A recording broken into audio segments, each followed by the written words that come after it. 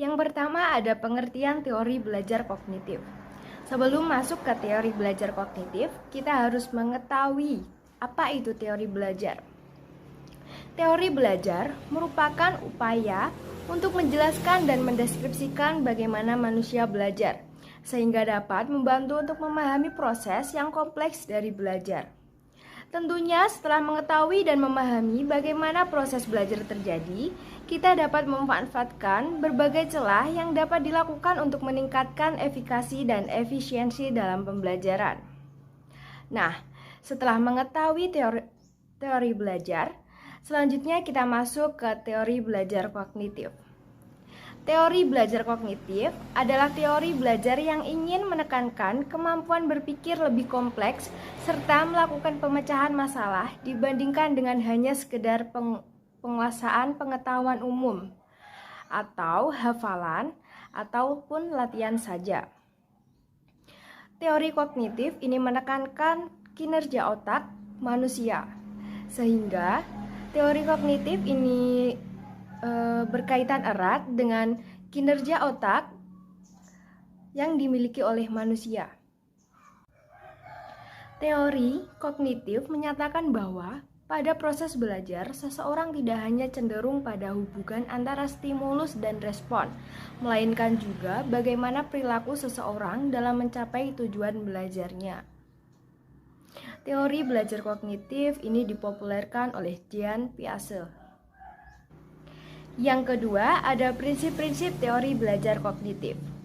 Berdasarkan pendapat dari Dr. Andes Bambang Warsita, prinsip-prinsip teori belajar kognitif antara lain: 1. Pembelajaran merupakan suatu perubahan status pengetahuan. Dari yang semula tidak tahu menjadi tahu, dari yang semula tidak paham menjadi paham. Dan yang kedua, peserta didik merupakan peserta aktif di dalam proses pembelajaran. Yang ketiga, menekankan pada pola pikir peserta didik.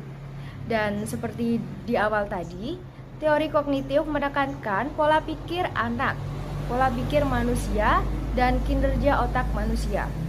Yang keempat, berpusat pada cara peserta didik mengingat, memperoleh kembali, dan menyimpan informasi dalam ingatannya. Yang kelima, menekankan pada pengalaman belajar dengan memandang pembelajaran sebagai proses aktif di dalam diri peserta didik.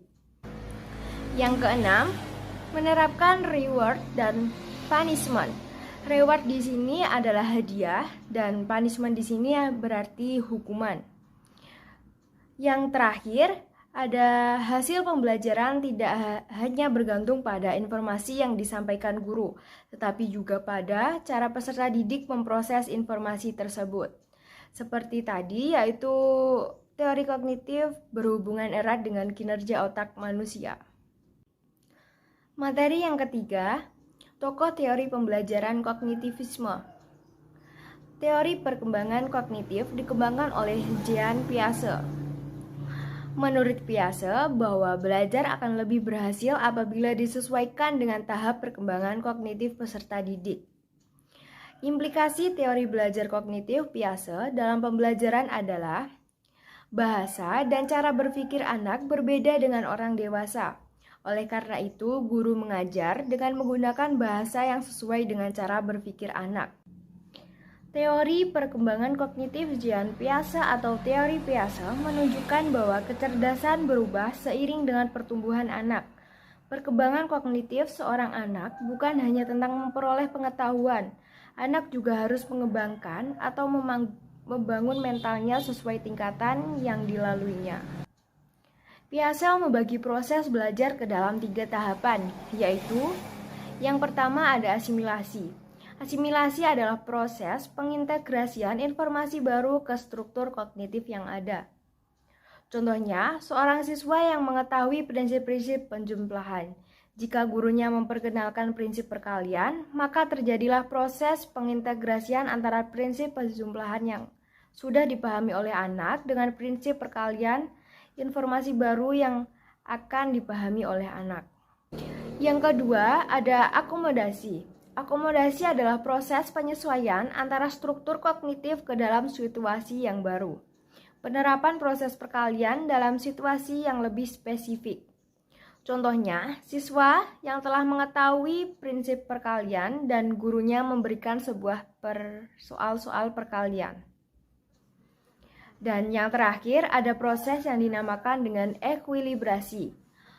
Proses ini adalah proses penyesuaian yang berkesinambungan antara asimilasi dan akomodasi. Hal ini sebagai penyeimbang agar siswa dapat terus berkembang dan menambah ilmunya, tetapi sekaligus menjaga stabilitas mental dalam dirinya. Maka diperlukan proses penyeimbang. Tanpa proses ini, perkembangan kognitif seseorang akan tersendat-sendat dan berjalan tidak teratur. Sedangkan dengan kemampuan ekuilibrasi yang baik akan mampu menata berbagai informasi yang diterapkan dengan urutan yang baik, jernih, dan logis. Jadi kesimpulannya, menurut teori Piaget, teori kognitif adalah teori yang menekankan bagaimana anak berkembang. Jadi guru harus mengikuti perkembangan yang dilalui oleh anak, dan guru mengajarkan materi sesuai dengan perkembangan tersebut. Tokoh yang kedua ada Jerome Bruner. Bruner melihat perkembangan kognitif manusia berkaitan dengan kebudayaan. Bagi Bruner, perkembangan kognitif seseorang sangat dipengaruhi oleh lingkungannya. Menurut Bruner, perkembangan kognitif seseorang dapat tingkatkan dengan jalan mengatur bahan yang akan dipelajari dan menyajikannya sesuai dengan tingkat perkembangannya. Penerapan teori Bruner yang terkenal dalam dunia pendidikan adalah kurikulum spiral, di mana materi pelajaran yang sama dapat diberikan mulai dari sekolah dasar sampai dengan perguruan tinggi, tetapi disesuaikan dengan tingkat perkembangan kognitif mereka.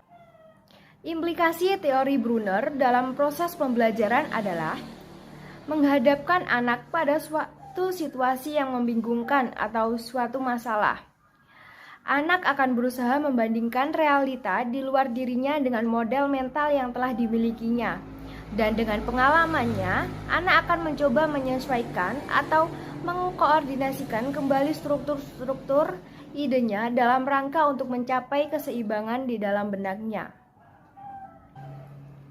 Menurut Bruner, ada 3 tahapan dalam perkembangan kognitif manusia. Yang pertama, tahap enaktif. Enaktif adalah usaha atau kegiatan untuk mengenali dan memahami lingkungan dengan observasi, pengalaman terhadap sesuatu realita. Yang kedua, tahap ikonik, yaitu siswa melihat dunia dengan melalui gambar-gambar dan visualisasi verbal. Yang terakhir, ada simbolik, yaitu siswa mempunyai gagasan-gagasan abstrak yang dapat dipengaruhi oleh bahasa dan logika dan penggunaan simbol-simbol tertentu. Yang selanjutnya saya akan menjelaskan penjelasan dari Mbak Maya. Yang ketiga yaitu teori perkembangan kognitif dikembangkan oleh Ausubel. Proses belajar terjadi jika siswa mampu mengasimilasikan pengetahuan yang dimilikinya dengan pengetahuan baru atau belajar menjadi bermakna atau meaningful learning. Proses belajar terjadi melalui tahap-tahap menurut Budiningsih, 2015.43. Yang pertama yaitu memperhatikan stimulus yang diberikan. Yang kedua, memahami makna stimulus, menyimpan dan menggunakan informasi yang sudah dipahami. Yang ketiga, meaningful learning adalah suatu proses dikaitkannya. Menurut Ausubel, siswa akan belajar dengan baik jika isi pelajarannya didefinisikan dan kemudian dipresentasikan dengan baik dan tepat kepada siswa, atau advanced organis. Dengan demikian akan mempengaruhi pengaturan kemampuan belajar siswa. Yang selanjutnya yaitu menurut teori perkembangan kognitif dikembangkan oleh Robert M. Gagné. Menurut Gagné, belajar dipandang sebagai proses pengolahan dan informasi dalam otak manusia. Dalam pembelajaran terjadi proses penerimaan informasi untuk kemudian diolah sehingga menghasilkan keluaran dalam bentuk hasil belajar. Menurut teori Gagné, pengolahan otak manusia sendiri dapat dijelaskan sebagai berikut. Yang pertama yaitu reseptor atau alat indera, menerima rangsangan dari lingkungan dan merubahnya menjadi rangsangan neural atau memberikan simbol informasi yang diterimanya dan kemudian diteruskan. Yang selanjutnya yaitu sensory register atau penampungan kesan-kesan yang terdapat pada syaraf pusat. Fungsinya menampung kesan-kesan sensoris dan mengadakan seleksi sehingga terbentuk suatu kebulatan perspektual informasi yang sebagian masuk ke dalam memori jangka pendek dan sebagian hilang dengan sistem. Yang ketiga yaitu short-term memory atau memori jangka pendek. Memori jangka pendek dikenal juga dengan informasi memori kerja, kapasitasnya sangat terbatas, waktu penyimpanannya juga pendek. Informasi dalam memori ini dapat ditransformasi dalam bentuk kode-kode dan selanjutnya diteruskan ke memori jangka panjang. Yang keempat yaitu long-term memory atau memori jangka panjang, menampung hasil pengolahan yang ada di memori jangka pendek. Informasi yang disimpan dalam jangka panjang bertahan lama dan siap untuk dipakai kapan saja. Yang kelima yaitu response generator atau pencipta respon, menampung informasi yang tersimpan dalam memori jangka panjang dan mengubahnya menjadi reaksi jawaban. Yang selanjutnya yaitu kelebihan dan kelemahan teori belajar kognitif. Yang pertama kelebihannya yaitu menjadikan siswa lebih kreatif dan mandiri, membantu siswa memahami bahan belajar secara lebih mudah. Dan yang kedua, sebagian besar dalam kurikulum pendidikan negara Indonesia lebih menekankan pada teori kognitif yang mengutamakan pada pengembangan pengetahuan yang dimiliki pada setiap individu. Kelebihan yang ketiga yaitu, pada metode pembelajaran kognitif, pendidik hanya perlu memberikan dasar-dasar dari materi yang diajarkan untuk pengembangan. Yang selanjutnya yaitu, dengan menerapkan teori kognitif ini, maka pendidik dapat memaksimalkan ingatan yang dimiliki oleh peserta didik untuk mengingat semua materi-materi yang telah diberikan. Yang selanjutnya, dalam metode belajar kognitif, peserta didik harus lebih bisa mengkreasikan hal-hal baru yang belum ada atau menginovasi hal yang sudah ada menjadi lebih baik lagi. Selanjutnya, saya akan menjelaskan mengenai kelemahan dari teori belajar kognitif. Yang pertama yaitu, teori tidak menyeluruh untuk semua tingkat pendidikan atau sulit dipraktikkan khususnya di tingkat lanjut. Yang kedua, pada dasarnya teori kognitif ini lebih menekankan pada kemampuan ingatan peserta didik. Dan kemampuan ingatan itu masing-masing peserta didik, sehingga kelemahan yang terjadi di sini adalah selalu menganggap semua peserta didik itu mempunyai kemampuan daya ingat yang sama dan tidak dibeda-bedakan. Yang ketiga, ada kalanya juga dalam metode ini tidak memperhatikan cara peserta didik dalam mengeksplorasi atau mengembangkan pengetahuannya. Apabila dalam pengajaran hanya menggunakan metode kognitif, maka dipastikan peserta didik tidak dapat mengerti sepenuhnya materi yang akan diberikan. Nah, yang selanjutnya yaitu, jika dalam sekolah kejuruan hanya menggunakan metode kognitif tanpa adanya metode pembelajaran lain, maka peserta didik akan kesulitan dalam materi. Selanjutnya, pengaplikasian teori belajar kognitif pada pembelajaran matematika. Menurut David P. Ausubel, penerapan teori belajar kognitif pada pembelajaran matematika terbagi menjadi dua, yaitu yang pertama, belajar hafalan atau rote learning. Belajar hafalan adalah belajar yang mengutamakan kemampuan daya ingat, tetapi segala sesuatu yang dihafal akan cepat dan mudah hilang. Yang kedua yaitu belajar bermakna atau meaningful learning. Guru dituntut untuk mengecek, mengingatkan kembali, atau memperbaiki pengetahuan prasyarat siswanya sebelum mulai membahas topik baru, sehingga pengetahuan baru itu dapat berkaitan dengan pengetahuan yang lama atau lebih dikenal dengan pembelajaran bermakna. Sekian penjelasan dari kami mengenai teori belajar kognitif. Semoga ilmu ini dapat bermanfaat bagi semuanya. Dan akhir kata, wassalamualaikum warahmatullahi wabarakatuh. Terima kasih.